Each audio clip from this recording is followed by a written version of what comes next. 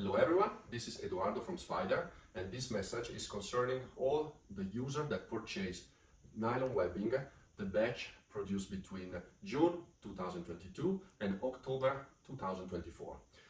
This batch was discovered to have a poor UV resistance, and therefore it should not be used into permanent UV exposure, especially in Highline permanent rigging. Our customer service is contacting each single user that purchased this particular batch to ensure each customer get the message and to offer a refund. If you purchase nylon webbing between 2016 and May 2022, you are not affected by this situation. And how did this happen? First, let's go back. In 2016, NYLOVE was created with our European manufacturer. By creating several prototypes, we made a breaking strength test with our manufacturer, and then we did again in our own lab. This is a batch from 2016, and I have here the latest batch from 2024. Literally, you cannot see any differences on the outside from this webbing, so let's go break test them. Here we are with the tensile bench. We have two web locks, our pulling pistons, and a dynamometer to register the value. Let's break.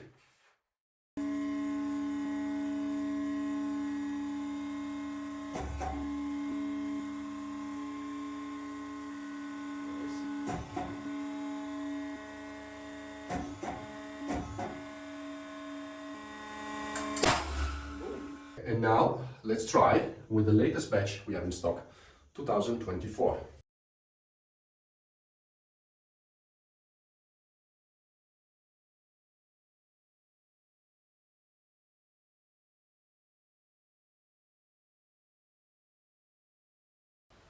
And what's your protocol for UV aging testing?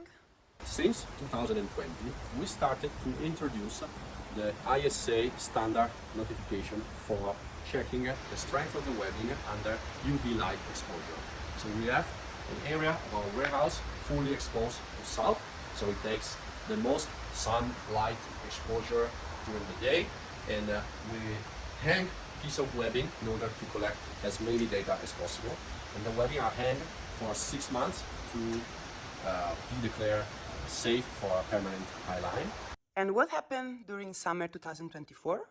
In September 2024, we got a report from one permarig in Italy after 6 months of sun, and another permarig in Switzerland with 15 months of sun.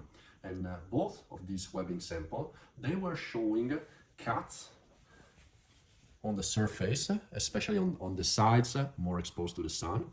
And you can see here you have the tape that created the cuts, but something was on, because these cuts were every tape on the webbing in the part of the webbing very exposed to the sun. And so we started immediately an investigation, starting with the webbing we had in stock, with a completely new protocol of UV aging break test, plus of course testing some new webbing batch. And we asked the customer to ship back webbing samples of anyone who were perma-rigging. And we started the collection of data to understand if this problem of the cuts was specifically related to one single webbing, or it was something more widespread on the whole batch. In my hand, I have a webbing, it's a NYLOVE, delivered to a customer before May 2020 and exposed to the sun for more than 20 months. You can see just by looking at the color, this is 20 months sunlight perma-rigged, and this is a brand new webbing. It's stiff like a cartoon, so this is the brand new, it cannot stay. This is completely dry by the sun. So let's break test it.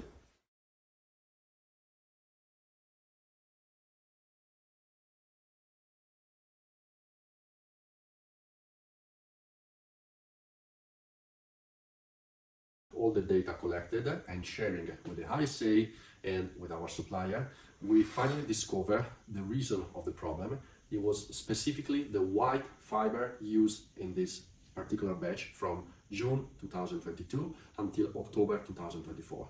This white fiber aged twice as faster if exposed to UV light, and therefore this webbing cannot be used in perma rigging, especially in Highline.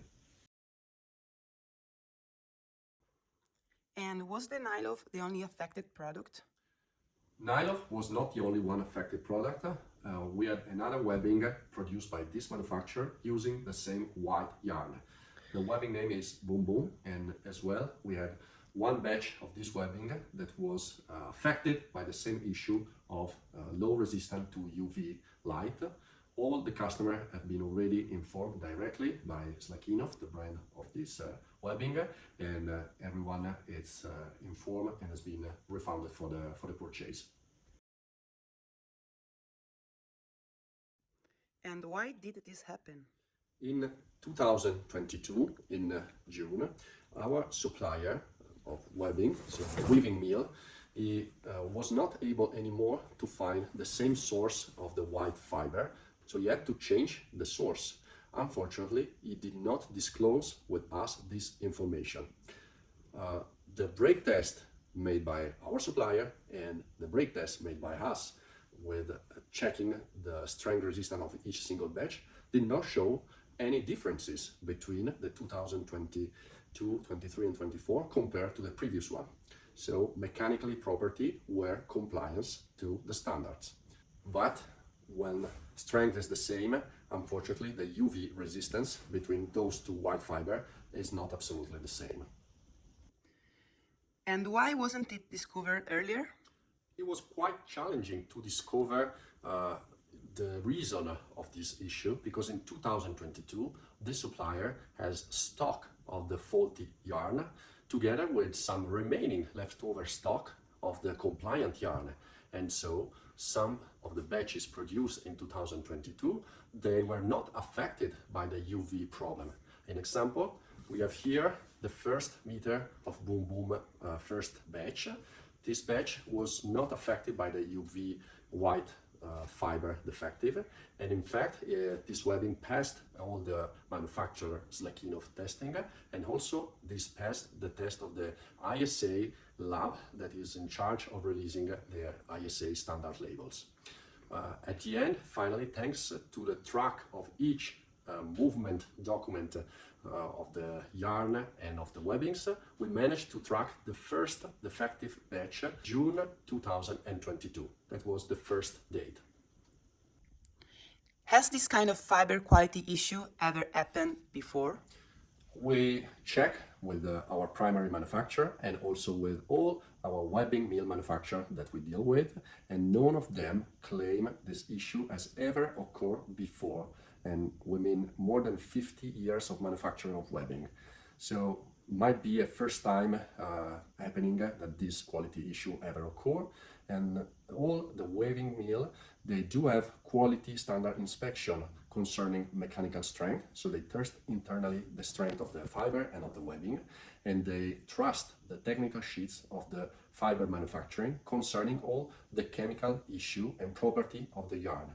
So in this case, the issue was connected to the origin of the fiber and the manufacture of the fiber itself. And how can you guarantee that this won't happen again?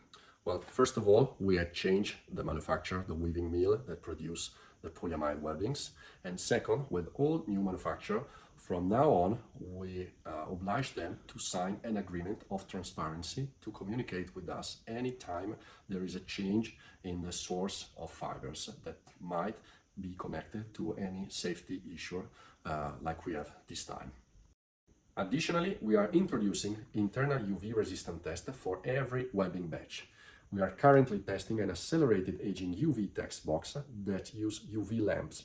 This will allow us to test each batch and raise a safety standard. As a conclusion of all this report, we can say we take fully responsibility for not being able to track the problem earlier. And as our discipline evolves with times, so do our safety standards and protocol. And with this new UV aging test that we will now do on each single batch, We hope to be able in future to track immediately any kind of this situation. We want to thank all the members of our community, especially Matteo Incerti, Thomas Buckingham, Silvio Izzo, Carlo Cozio, Alexia Mason, and Michael Torrealba. All of their reports and the webbing samples they managed to give us to us. They were very important to solve the mystery. Also a big thanks to the ISA Association. They were very supportive during all investigation stages during this month. And as Spider, we want to thank everyone to be supportive during this moment, very tough for the company to not be able to explain immediately what's going on. And we hope to reach higher standard in safety for the future. Always stay safe.